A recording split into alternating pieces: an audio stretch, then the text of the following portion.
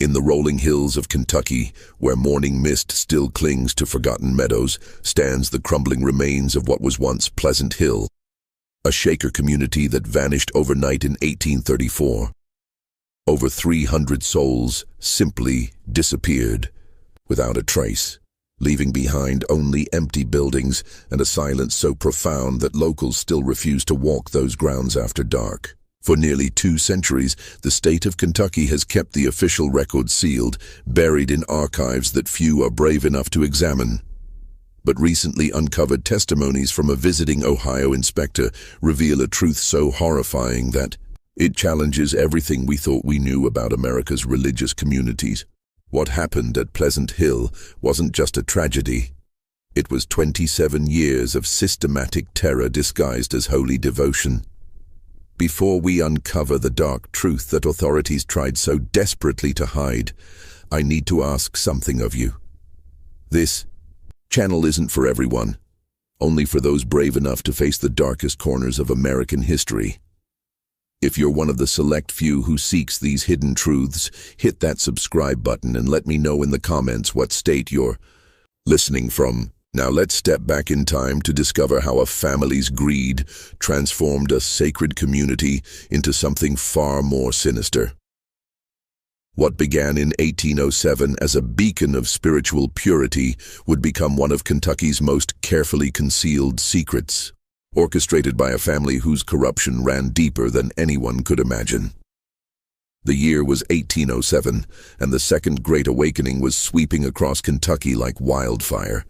In this atmosphere of religious fervor, Pleasant Hill emerged as a sanctuary for those seeking to live according to Shaker principles: celibacy, communal property, and separation from the world's corruption. The community, nestled in the fertile bluegrass region near Harrodsburg, attracted hundreds of converts who willingly surrendered their earthly possessions for the promise of spiritual perfection. At the heart of this seemingly devout community stood the Richardson family, whose influence permeated every aspect of daily life. Elder Samuel Richardson, a tall man with piercing gray eyes and a voice that could command any congregation, had arrived from Ohio claiming direct ordination from Mother Ann Lee's original disciples. His carefully maintained appearance, always dressed in simple but immaculate Shaker garb, and his encyclopedic knowledge of Shaker theology convinced even skeptical visitors of his authenticity. His wife, Sister Martha Richardson, had publicly renounced their marriage to maintain Shaker celibacy while secretly continuing their relationship in the privacy of Samuel's expanded quarters. Martha possessed an almost supernatural ability to read people's motivations and fears, a skill she used to devastating effect in managing the community's complex social dynamics. Her soft-spoken manner and gentle smile masked a calculating intelligence that rivals found both intimidating and irresistible. Their family network extended throughout the community like the roots of an ancient oak. Their eldest son, Brother Ezekiel Richardson, a broad-shouldered man with his father's commanding presence, managed the community's extensive agricultural operations. He had transformed Pleasant Hill's farming from subsistence agriculture into a commercial enterprise that supplied produce markets throughout the Ohio River Valley. His younger brother, Brother Caleb Richardson, served as the community's unofficial security chief, monitoring members' private conversations and correspondence with an efficiency that would have impressed any modern intelligence operation. Sister Rebecca Richardson, Samuel and Martha's eldest daughter, oversaw the women's dormitories and new convert orientation. At 28, she had never married and channeled what observers described as fierce maternal instincts into managing the female members of the community. Her ability to break down psychological defenses and rebuild personalities according to Richardson family specifications was legendary among those who survived her spiritual counseling sessions. The youngest Richardson daughter, Sister Patience, maintained the community's official records and correspondence. Despite being only 24, she possessed a gift for forgery that allowed her to craft convincing letters in any handwriting style after studying a person's writing for just a few days. Her meticulous record-keeping created the documentary facade that protected the family's operations from outside scrutiny. Samuel's brother Jeremiah Richardson, controlled the community's profitable furniture workshops. A master craftsman who had learned woodworking before the family's corruption began, Jeremiah maintained the quality standards that made Pleasant Hill furniture sought after throughout Kentucky and beyond. His workshops employed nearly 50 community members in what appeared to be dignified craftsmanship, but functioned more like a forced labor operation. Brother Isaiah Richardson, Samuel's cousin, managed their lucrative seed business that supplied farms across 3 states. Isaiah's monthly travels to distant customers provided perfect cover for activities that would have horrified his business partners. His gentle demeanor and obvious expertise in agricultural matters made him welcome at farms from Ohio to Tennessee, where his true purposes remained carefully hidden. Martha's sister, Sister Hannah Collins, supervised the community's kitchens and food distribution. Her control over nutrition allowed the family to reward compliance and punish dissent in ways that appeared natural to outside observers. Hannah had studied the effects of various herbs and substances, knowledge she applied with scientific precision to manage the community's psychological and physical health. Even the extended family played crucial roles. Samuel's elderly mother, Mother Sarah Richardson, served as a living symbol of the community's supposed spiritual authenticity. Her presence lent credibility to Samuel's claims of long-standing Shaker connections, while her apparent frailty made her an unlikely suspect in any wrongdoing. In reality, Mother Sarah was the family's strategic mastermind, whose decades of experience in manipulation guided their long-term planning. Brother Nathan Richardson, Samuel's youngest brother, managed the community's external relationships with local authorities and neighboring communities. His charm and apparent sincerity had convinced Sheriff William Morrison of Mercer County that Pleasant Hill was a model religious community deserving protection and support. Nathan's regular donations to local churches and civic organizations purchased goodwill that proved invaluable when questions arose about the community's activities. The community's reputation spread throughout Kentucky and beyond. Visitors marveled at the pristine buildings constructed with materials purchased through the community's legitimate business profits. The perfectly ordered gardens, maintained by members who worked from dawn to dusk, produced vegetables and herbs that supplied both the community's needs and commercial markets. The apparent contentment of the nearly 400 members impressed even skeptical observers who saw no obvious signs of coercion or abuse. What outsiders couldn't perceive was the intricate web of surveillance and control the Richardson family had woven throughout Pleasant Hill. Every aspect of community life flowed through family members who reported directly to Samuel and Martha during their nightly strategy sessions. No decision, no matter how trivial, occurred without Richardson approval. No member could leave the grounds without a Richardson family escort, and even brief trips to nearby Harrodsburg required detailed justification and careful supervision. The family had created what modern psychologists would recognize as a perfect totalitarian environment. Information flowed only downward from the leadership, while surveillance ensured that any dissent was quickly identified and addressed. The community's isolation, both geographical and psychological, made resistance seem not just futile, but unthinkable to most members. New converts underwent a carefully designed indoctrination process that stripped away their previous identities and rebuilt their personalities according to Richardson's specifications. This process, supervised primarily by Rebecca and Martha Richardson, typically took 6 months to complete. By its conclusion, new members had been psychologically transformed into compliant followers who viewed questioning the family's authority as tantamount to questioning God himself. The community's daily routine reinforced this control at every turn. Members rose at 4:30 each morning to the sound of Brother Caleb's bell, ate breakfast prepared under Hannah Collins's supervision, and spent their days at assigned tasks that had been carefully designed to prevent private conversations or independent thinking. Evening worship services, led by Samuel Richardson with various family members playing supporting roles, combined genuine spiritual elements with subtle psychological manipulation that reinforced dependency and discouraged critical thinking. The first crack in Pleasant Hill's perfect facade appeared on a frigid February morning in 1812, when Brother Thomas Whitman, a successful merchant who had donated his entire estate to the community 5 years earlier, began asking uncomfortable questions about the community's finances during a public meeting. Brother Thomas had arrived at Pleasant Hill in 1807 as one of the community's earliest and most generous converts. A widower in his 50s whose children had died in a cholera outbreak, he had found comfort in the Shaker promise of spiritual family and eternal purpose. His donation of a thriving dry goods business and substantial property holdings had provided much of the capital that allowed the Richardson family to establish their operations on such a grand scale. For 5 years, Thomas had been the model community member. He worked tirelessly in Brother Ezekiel's agricultural operations, served as a mentor to younger converts, and never questioned the leadership's decisions. His transformation from successful businessman to humble Shaker brother impressed visitors and reinforced the community's reputation for spiritual authenticity. But Thomas's business background made him uniquely qualified to notice discrepancies that escaped other members' attention.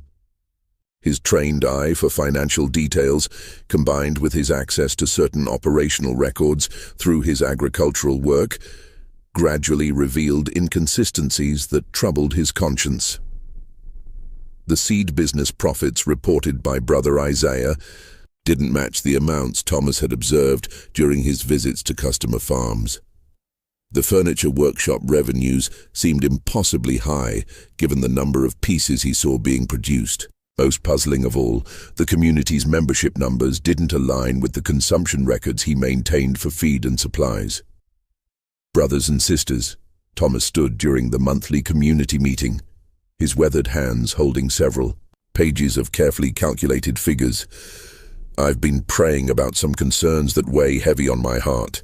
Our blessed community has prospered beyond measure, yet I see contradictions in our records that trouble my soul. The silence that followed was deafening.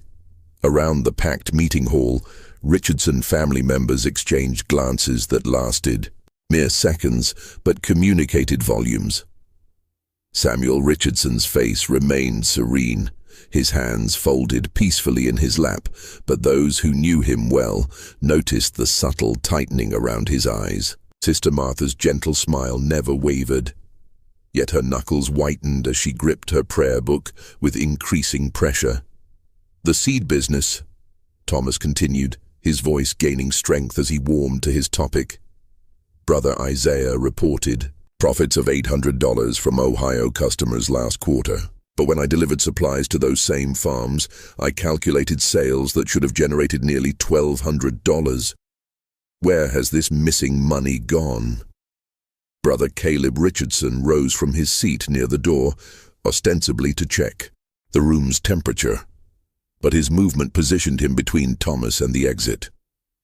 Sister Rebecca's eyes never left Thomas's face, cataloging every expression and gesture for later analysis.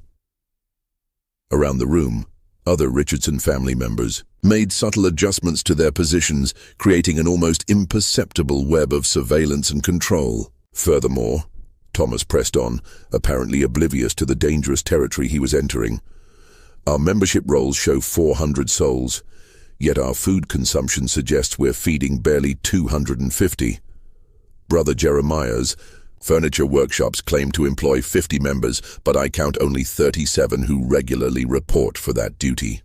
These numbers don't reconcile, and as stewards of God's bounty, shouldn't we demand accuracy in our accounting?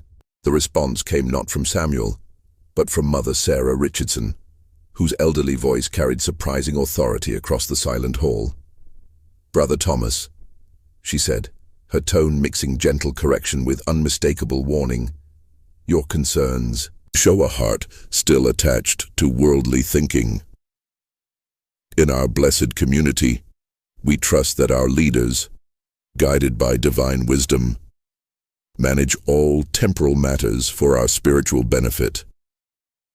Perhaps you need time for prayer and reflection to overcome these doubts that trouble your faith." Samuel Richardson nodded gravely, his expression radiating paternal concern for a wayward child.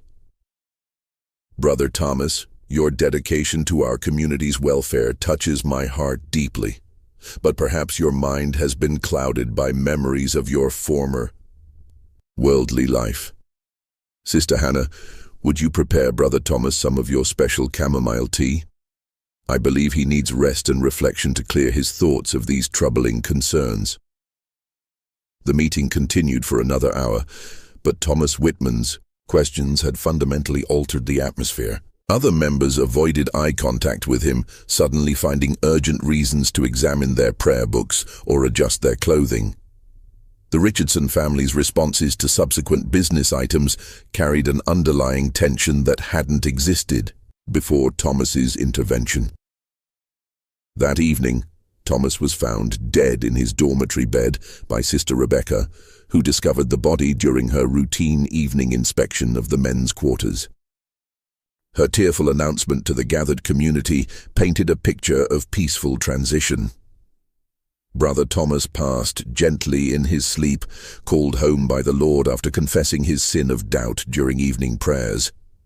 His last words were an apology for allowing worldly concerns to cloud his spiritual vision. The community accepted this explanation with the resigned faith they'd been conditioned to embrace. After all, questioning the leadership's account of events was tantamount to questioning God's will. Brother Thomas's funeral the following day became a lesson about the dangers of allowing business concerns to interfere with spiritual submission. But young Sister Mary Caldwell, who cleaned the dormitories each morning, noticed details that would haunt her for decades. When she entered Thomas's room to prepare it for cleaning, she was struck by the bitter almond smell that lingered despite the room's windows being open all night. Thomas's fingernails had turned a distinct blue color that she'd never seen on any corpse, including her own grandfather, who had died peacefully at home. Most disturbing of all, she discovered traces of white foam around Thomas's mouth that Sister Rebecca had carefully wiped away before calling for help. Mary watched in growing horror as Brother Caleb Richardson collected all of Thomas's personal papers, including the financial calculations that had started the crisis. These documents, along with Thomas's ledger books and correspondence, were burned in the communal fireplace that very night during what Samuel Richardson described as a cleansing ceremony to purge worldly attachments from our sacred space. The community's reaction revealed how thoroughly the Richardsons controlled information flow and emotional responses. Within hours of Thomas's death, Sister Martha was leading prayer circles where members confessed their own doubts and worldly thoughts, creating an atmosphere where questioning leadership became synonymous with spiritual failure. Brother Ezekiel organized intensive work details that kept potential questioners busy from dawn to dusk, leaving no time for private conversations or independent reflection. Brother Jeremiah led evening discussions about the dangers of challenging spiritual authority, using Thomas as a cautionary tale of what happened when faith wavered and worldly concerns corrupted pure hearts. These sessions, which became a regular feature of community life, served the dual purpose of preventing future dissent while identifying members whose responses suggested they might harbor similar doubts. The most chilling aspect of the community's response was how quickly Thomas Whitman's memory was systematically erased. His personal belongings were redistributed within days, his work assignments transferred to other members, and his name removed from community records except for a brief death notice. Within a month, it was as if Brother Thomas had never existed at all. his questions forgotten and his concerns dismissed as the ravings of a mind corrupted by worldly attachment. In the months following Thomas Whitman's death, a pattern began to emerge that would continue for over 2 decades, growing more sophisticated and ruthless with each iteration. Members who asked probing questions about finances, who expressed desire to visit family outside the community, or who showed signs of wanting to leave Pleasant Hill, began experiencing what the Richardsons termed spiritual crises requiring special intervention. Brother Jeremiah Richardson developed what became known as the retreat system for handling dissent. When someone questioned community practices or showed signs of independence, they would be assigned to special prayer and fasting retreats in isolated cabins scattered across the community's extensive property. These retreats, always supervised by various Richardson family members, were presented as opportunities for troubled souls to reconnect with divine purpose through solitude and meditation. The retreat cabins, constructed under Brother Jeremiah's direction in remote corners of the community's thousands of acres, were designed to appear rustic and spiritual while serving their true purpose as holding facilities.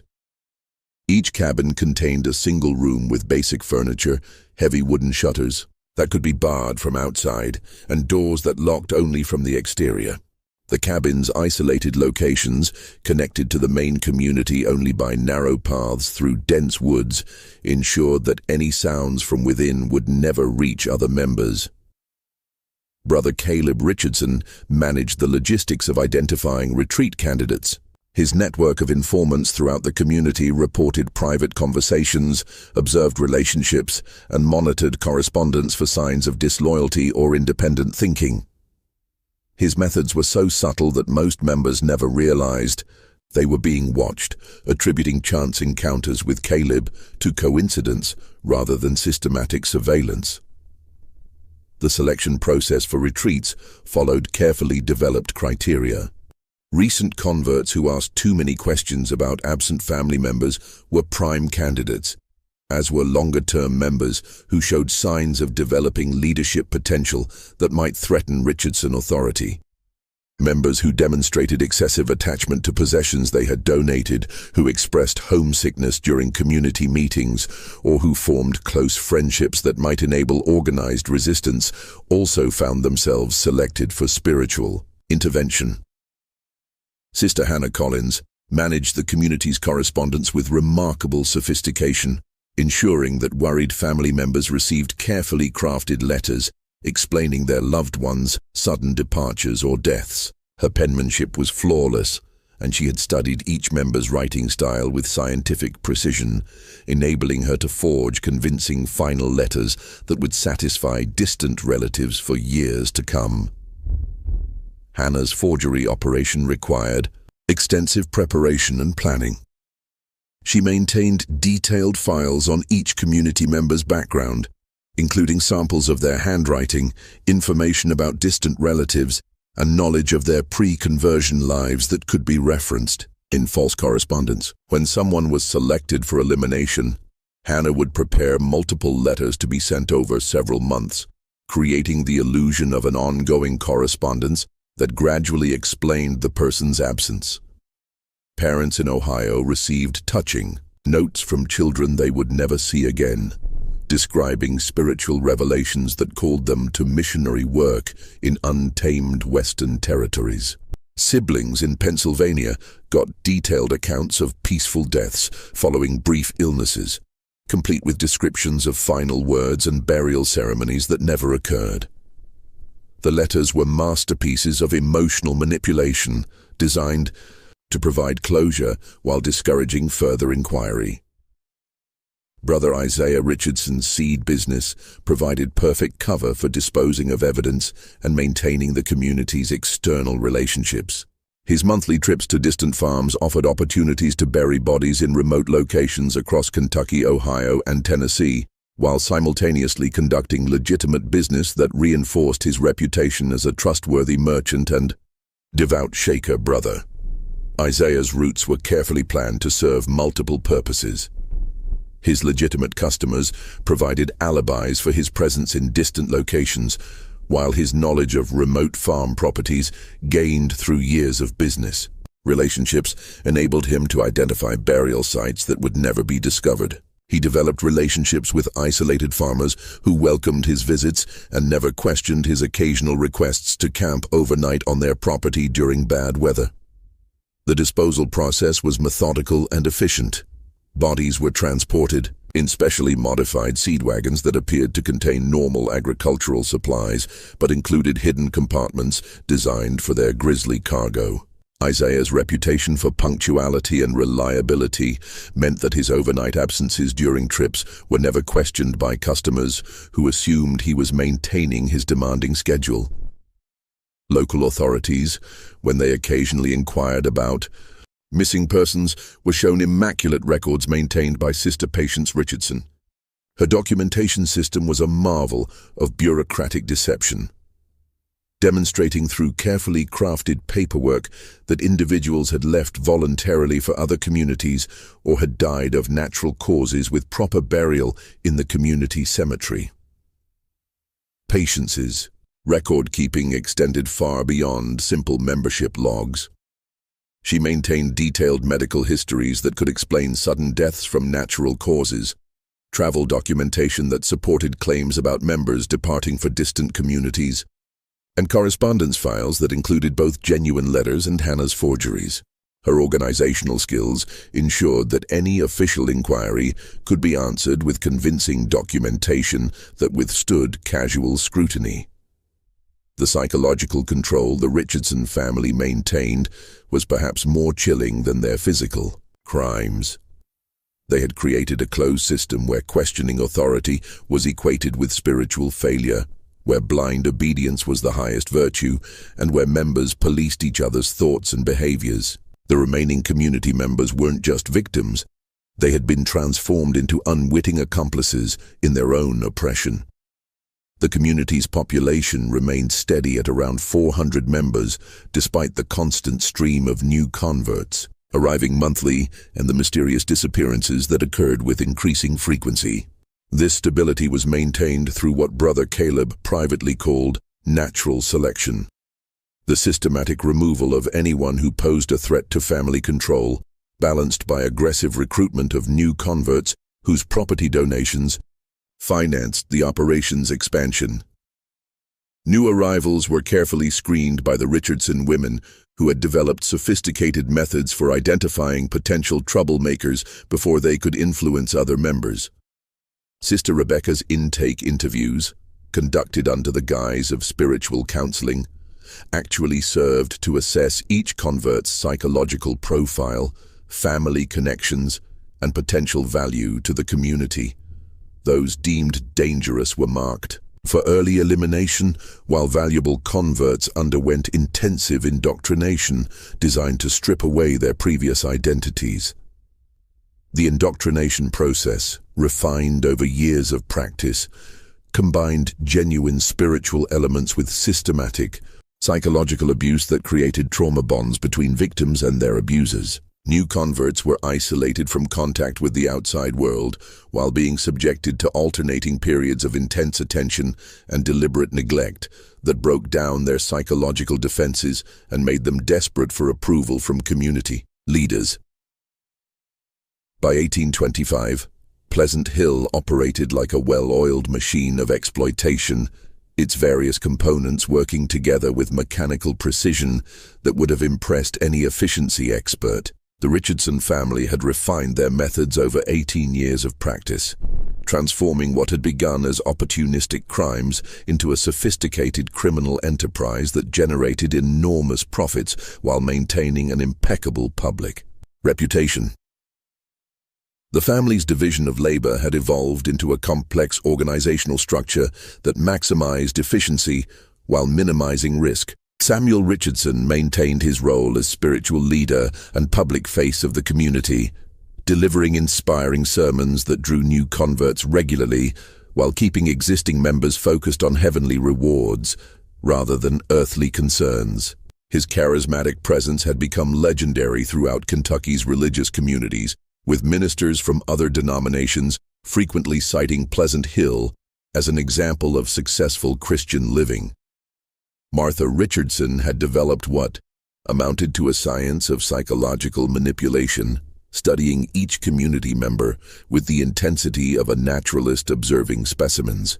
Her methods for breaking down individual resistance and rebuilding personalities according to family specifications had become so refined that the process typically took only 3 to 4 months to complete.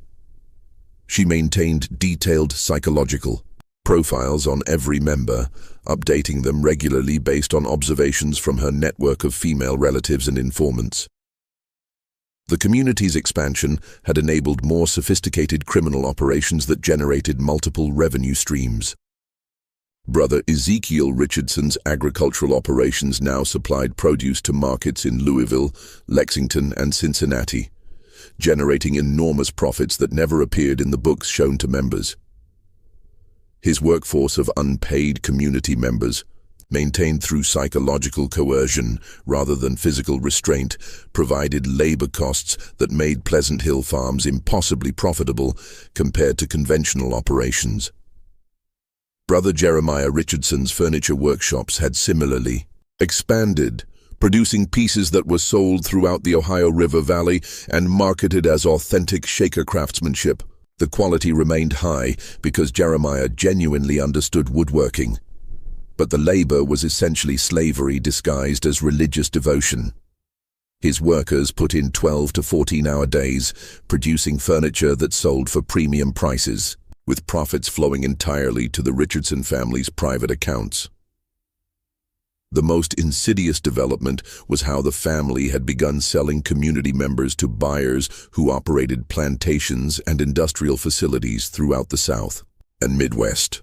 This human trafficking operation, coordinated primarily by Brother Isaiah during his seed business travels, provided the highest profit margins of any family enterprise while explaining the mysterious disappearances that might otherwise have attracted unwanted attention. The selection process for trafficking victims followed coldly calculated criteria. Younger members with valuable skills but dangerous independent tendencies were prime candidates, as were individuals whose family connections made their continued presence at Pleasant Hill potentially problematic. The buyers, who believed they were purchasing indentured servants rather than free citizens, paid substantial sums for workers who came with fabricated documentation proving their voluntary servitude. Sister Rebecca Richardson had become the family's specialist in breaking down new converts and identifying those suitable for different faiths. Her psychological assessment process, disguised as spiritual counseling, enabled her to categorize newcomers into groups: valuable long-term assets who would remain at Pleasant Hill, potential trafficking victims who could be sold for profit, and dangerous individuals who needed immediate elimination. Rebecca's methods combined genuine spiritual guidance with systematic abuse that created powerful trauma bonds between victims and their abusers. She had studied the conversion experiences of legitimate Shaker communities, then perverted these techniques to serve the family's criminal purposes. Her sessions left converts psychologically dependent on her approval while stripping away their connections to previous identities and relationships.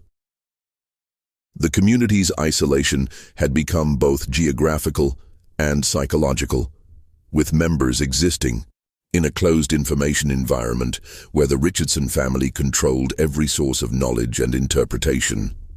Located on thousands of acres of family-controlled land, members rarely encountered outsiders except during carefully supervised visits to nearby towns. Even these excursions were managed by Richardson family members who monitored all interactions and reported any conversations that suggested disloyalty. The family had cultivated extensive relationships with local authorities that provided protection from official scrutiny. Sheriff William Morrison of Mercer County had become essentially a paid ally, receiving regular donations to his campaign funds and personal accounts in exchange for his assumption that Pleasant Hill was a model religious community deserving protection rather than investigation. These relationships extended throughout the region's power structure. Brother Nathan Richardson's charm offensive had won allies among local merchants, politicians, and religious leaders who viewed Pleasant Hill as a valuable economic and spiritual asset to their communities. The community's legitimate business operations provided substantial tax revenue and employment opportunities that made local officials reluctant to investigate rumors or complaints. The psychological control mechanisms had evolved to include elaborate rituals and ceremonies that reinforced member dependency while identifying potential dissidents. Samuel Richardson's worship services combined authentic Shaker elements with subtle psychological manipulation that created altered states of consciousness where critical thinking became impossible. These services often lasted for hours, leaving participants emotionally drained and psychologically vulnerable to suggestion. Evening confession sessions, led by various Richardson family members, served multiple purposes beyond spiritual guidance.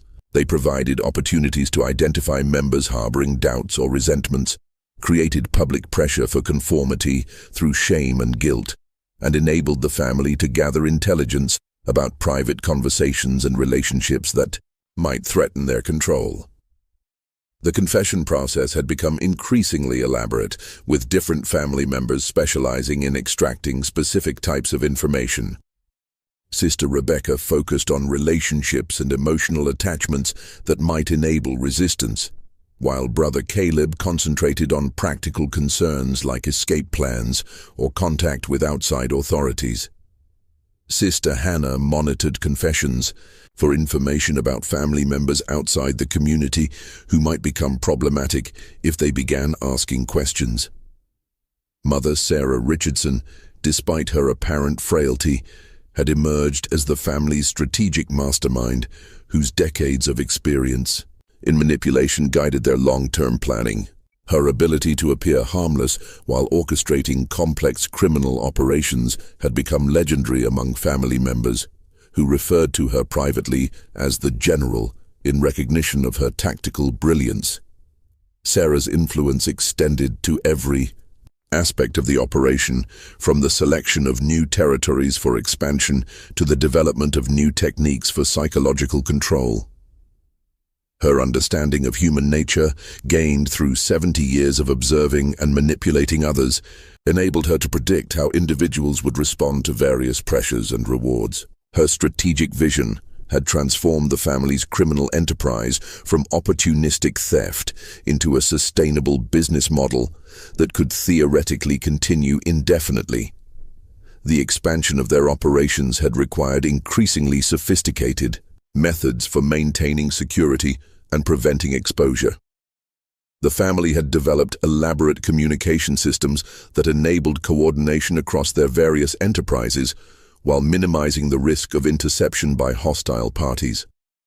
They used coded language in their correspondence, maintained separate financial accounts for different operations, and created false identities that could be used if rapid escape became necessary.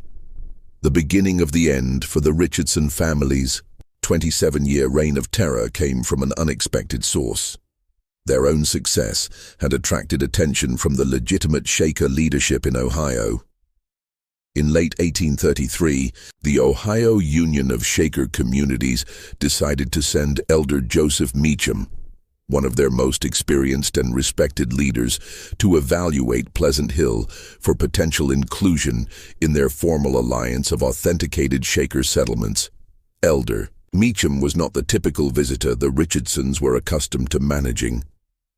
A genuine disciple of Mother Ann Lee's teachings who had spent 40 years in Shaker communities across New York, Ohio, and Pennsylvania, he possessed an intimate knowledge of proper Shaker practices, record-keeping, and community structure that made him nearly impossible to deceive. His mission was to verify that Pleasant Hill truly followed authentic Shaker principles before recommending them for official recognition and inclusion in the union's collective decision-making processes. The evaluation request had come after years of glowing reports about Pleasant Hill's spiritual achievements and economic success. The Ohio leadership had been impressed by accounts of the community's growth, their reputation for quality craftsmanship, and their apparent success in maintaining celibacy and communal property arrangements over more than 2 decades.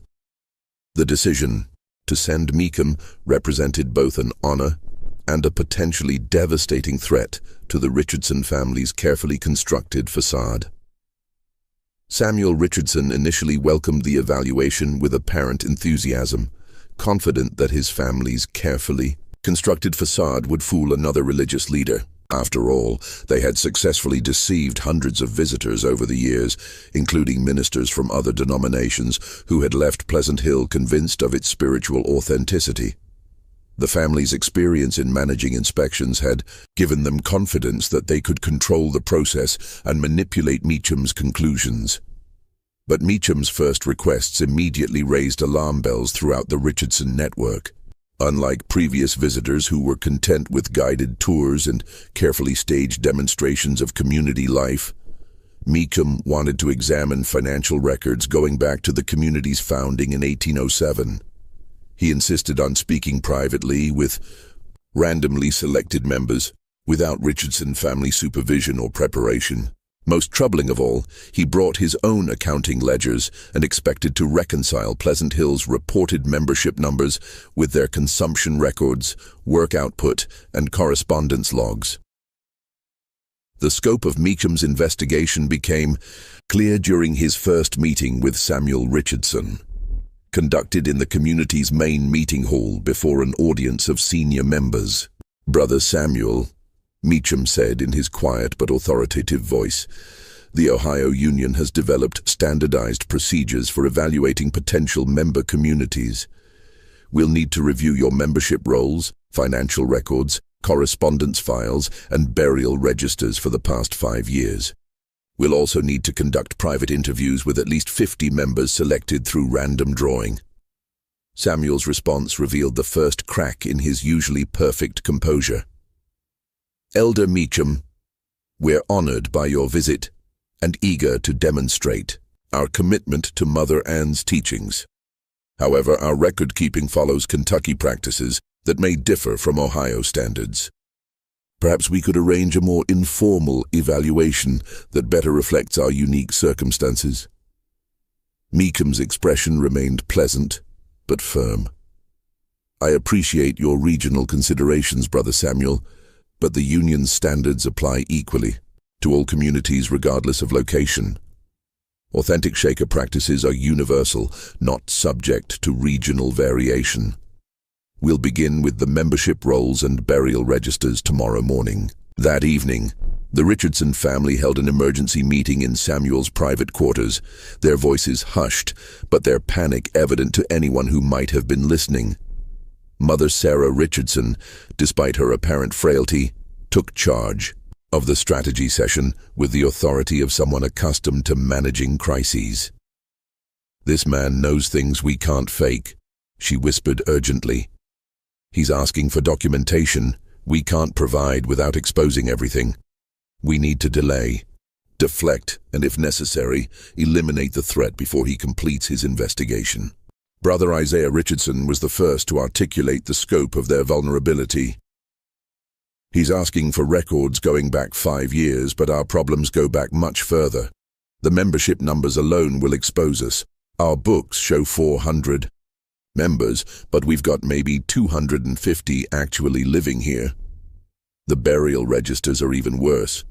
We've got graves for people who supposedly left for other communities." Sister Hannah Collins added another terrifying dimension to their predicament.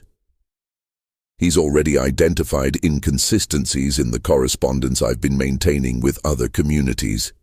He knows Shaker writing conventions I never learned. And he's asking questions about Mother Ann Lee's teachings that our people can't answer because they were never properly instructed." The family's initial attempts to delay and deflect Meecham's investigation only intensified his suspicions and strengthened his resolve to uncover the truth. When they claimed certain records were stored in a building that had been damaged by recent storms, he pointed out that none of the buildings showed signs of weather damage.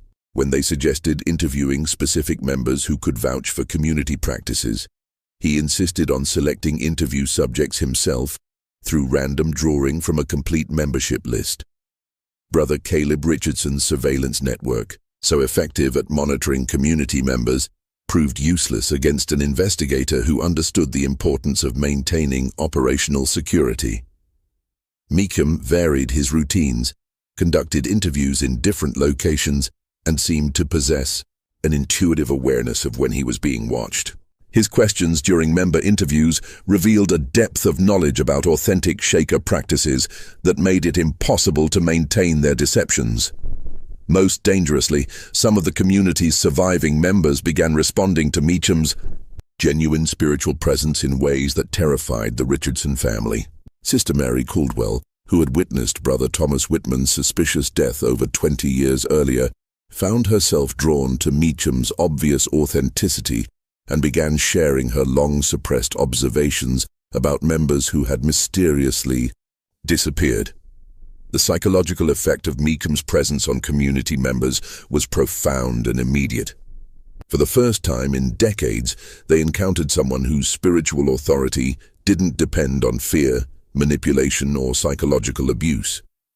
His gentle questions about their experiences, his obvious knowledge of authentic Shaker practices, and his genuine concern for their spiritual welfare created an atmosphere where long-buried doubts and memories began to surface. Brother Jeremiah Richardson, whose furniture workshops provided crucial income for the family's operations, found his workers becoming increasingly unproductive as they spent time talking with Meekum about traditional Shaker craftsmanship techniques they had never been taught. The conversations revealed gaps in their knowledge that made it obvious they weren't receiving proper instruction in authentic Shaker methods. Sister Rebecca Richardson's carefully controlled dormitory system began breaking down as female members started asking questions about Shaker practices they'd never heard of before Meecham's arrival. Her authority, so absolute for so many years, suddenly seemed questionable when compared to the obvious authenticity of their visitors' spiritual knowledge and gentle demeanor. The investigation took a decisive turn when Meecam requested access to the community cemetery for a private memorial service honoring departed members. The Richardson family couldn't refuse such a reasonable request without appearing suspicious, but they also couldn't allow him to examine the burial grounds too closely without risking exposure of their crimes. Brother Caleb volunteered to escort Meecham to the cemetery, hoping to control what he observed and limit his time among the graves. But Meecham's trained eye immediately noticed inconsistencies that had escaped casual observers for decades. The burial patterns didn't match the death dates in official records, and the condition of grave markers suggested many more interments than the documented deaths could account for. "Brother Caleb," Meecham said quietly as they stood among the headstones, "I notice some irregularities in your burial records. This grave marker indicates Brother William died in 1829, but your correspondence files show letters from him dated 1830. How do you explain this discrepancy?" Caleb's response revealed the desperation that was beginning to infect the entire family. "Elder Meecham, perhaps there was an error in our record keeping. Our sister Patience maintains extensive files, but even the most careful record keeper can make mistakes when dealing with so many community members over so many years." Meecham's expression remained thoughtful but skeptical. "I understand that record keeping can be challenging, but Shaker communities traditionally maintain extremely accurate documentation of deaths and departures. The inconsistencies I'm observing suggest systematic problems rather than occasional errors." That night, Meecam made a discovery that would expose the full scope of the Richardson family's crimes and bring their 27-year reign of terror to an end. On the night of March 15th, 1834, Elder Meecham made a discovery that would expose the full scope of the Richardson family's 27-year reign of terror. Unable to sleep due to his growing suspicions about the discrepancies he had uncovered during 3 weeks of investigation, he decided to examine the community's cemetery by moonlight, hoping to reconcile burial records with actual grave sites, without Richardson family supervision. What he found was a graveyard that told 2 completely different stories. The official cemetery, maintained for visitors and official inspections, contained approximately 40 graves, with proper headstones dating from 1807 to 1834. The markers were well crafted, obviously expensive, and arranged in neat rows that suggested careful planning and maintenance. But Meacham's trained eye, sharpened by decades of experience managing authentic Shaker communities, noticed inconsistencies in the ground itself that revealed a far more sinister reality. Areas throughout the cemetery showed subtle depressions and variations in soil color that suggested many more burials than the headstones indicated.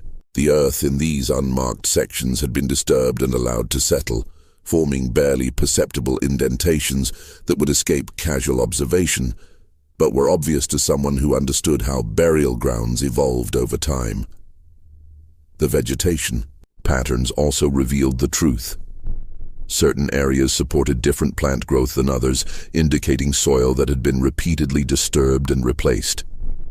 More chilling still, when he examined the dated graves more carefully, Meacham realized that many of the supposed death dates corresponded exactly with his list of members who had allegedly left Pleasant Hill to found new communities or visit distant relatives. The timeline was impossible. How could someone die and be buried at Pleasant Hill on the same day they were reported to have departed for Ohio or Tennessee? His systematic examination of each grave marker revealed a pattern of deception so elaborate that it demonstrated years of careful planning. Members who had supposedly died of natural causes were buried next to those who had allegedly left for missionary work in distant territories. The dates formed a chronicle of systematic elimination that coincided perfectly with moments when the community faced potential exposure or internal resistance. Meacham's investigation was interrupted by Sister Mary Caldwell, who had been watching from her dormitory window and recognized an opportunity to finally reveal the truth she had carried for over 20 years. Moving silently through the darkness, she approached the cemetery with the desperate courage of someone who knew this might be her only chance to expose the horrors she had witnessed. "Elder Meacham," she whispered urgently as she approached his lantern-lit figure among the gravestones. "God has sent you to reveal the truth we've been too terrified to speak. What you're seeing here is only a small part of what the Richardson family has done to this community." In a conversation conducted in hushed tones among the silent graves, Mary revealed the horrifying truth she had carried in terrified silence for decades. "I've seen them bury people in the middle of the night," she said, her voice shaking with suppressed terror and long-awaited relief. "The Richardson family, they don't just control this community, they've been systematically murdering anyone who threatens their power or questions their authority." Mary's testimony, delivered in broken whispers as they crouched between headstones to avoid detection, painted a picture of systematic elimination that went far beyond occasional murders. To maintain control, the Richardson family had created what amounted to a death camp disguised as a religious community, where members who questioned finances, expressed homesickness, showed leadership potential, or simply knew too much about the family's activities, were methodically eliminated. "Sister Hannah Collins keeps poisons in the kitchen stores," Mary revealed, her words tumbling out with the urgency of someone finally able to speak truth after years of enforced silence. "I've seen her preparing special meals for people who are asking too many questions. Brother Thomas Whitman wasn't the first. He was just the first time I was brave enough to really look at what was happening." The scope of the family's criminal network became clear as Mary continued her desperate confession. "Brother Caleb Richardson knows which members plan to leave before they even tell anyone. He reads their private letters and listens at dormitory doors. He has a list of people he calls problems, and they disappear within days of being identified. And Brother Jeremiah," she continued, glancing nervously toward the main buildings to ensure they weren't being observed. "He's the one who disposes of the bodies. He has burial sites all across Kentucky, places where he buries people during his furniture delivery trips. I've seen him loading covered wagons at night and I've seen him return with empty wagons and dirt under his fingernails. The most horrifying revelation was the scope of the family's operations beyond simple murder. Mary described a human trafficking network that sold the community's younger, healthier members to plantation owners and industrial operations as indentured servants. "They don't kill everyone," she explained. "The young ones, the strong ones, they sell them. Brother Isaiah's seed business is just a cover. He's actually delivering people to buyers throughout the South." Elder Meacham realized that Pleasant Hill wasn't a corrupted Shaker community. It was a criminal enterprise that had never been legitimately Shaker at all. Mary's knowledge of the community's early history revealed that the Richardson family had likely murdered the original Shaker leaders who established the settlement, then assumed their identities to inherit a ready-made community of trusting, obedient followers. "The real Elder Samuel died in 1808, Mary whispered, "just 1 year after the community was founded. I was just a girl then, but I remember him being different, gentler, more concerned with our spiritual welfare than with profits and control. The man who calls himself Samuel Richardson now is someone else entirely." The implications of Mary's revelations hit Meacham with devastating force. Not only had the Richardson family been committing mass murder for over 25 years, but they had done so while systematically destroying the authentic Shaker community that had originally been established at Pleasant Hill. They had perverted genuine spiritual seeking into a tool for exploitation and murder, using people's deepest religious longings as weapons against them. As dawn approached, Meacham faced a terrible choice that would determine the fate of the nearly 250 community members who remained alive. If he confronted the Richardson family directly with his knowledge, he would almost certainly become their next victim, and his death would eliminate the only outside witness to their crimes. But if he left Pleasant Hill to seek outside help, the family might eliminate all the remaining witnesses before authorities could intervene. The weight of nearly 300 lives lost, and the 250 souls still trapped in this nightmare pressed upon him as he knelt among the silent graves. Mary Caldwell waited beside him, her fate now linked to his decisions. Around them, the cemetery held its secrets in the pre-dawn darkness, bearing witness to decades of systematic murder disguised as religious devotion. Meacham's decision would determine whether the Richardson family's reign of terror continued, or whether justice would finally come to Pleasant Hill after 27 years of carefully concealed horror. Elder Meacham's decision to flee Pleasant Hill in the pre-dawn hours of March 16, 1834, carrying Mary Caldwell with him as a witness, set in motion the events that would finally bring justice to the Richardson family's victims.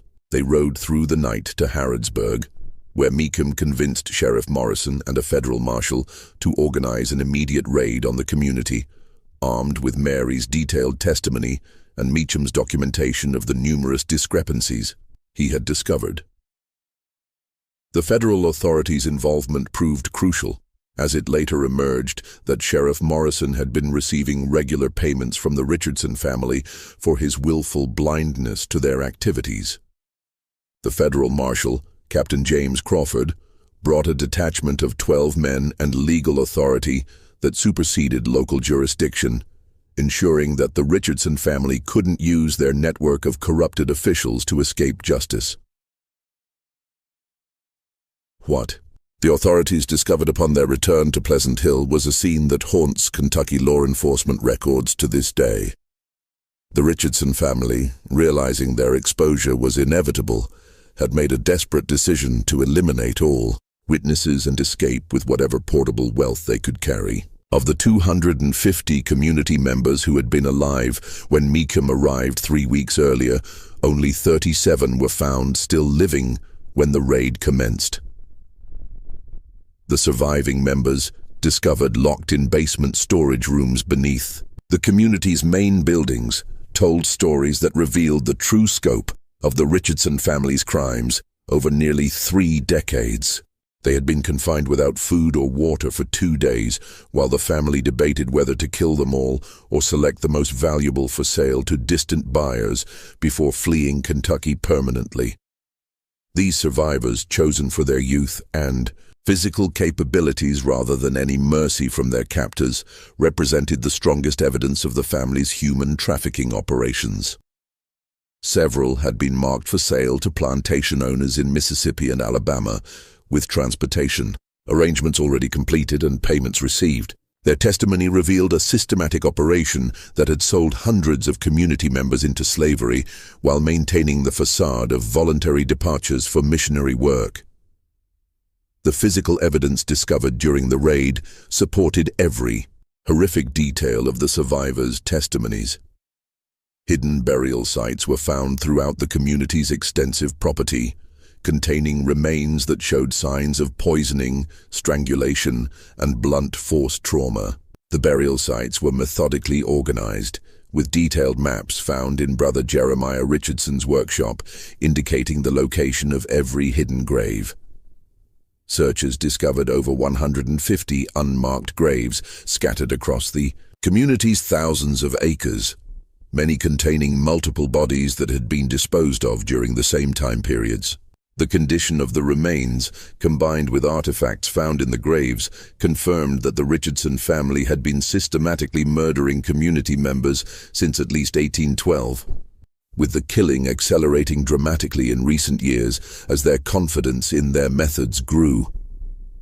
In the Richardson family's private quarters, investigators found detailed ledgers documenting their human trafficking operations with the precision of any legitimate business enterprise.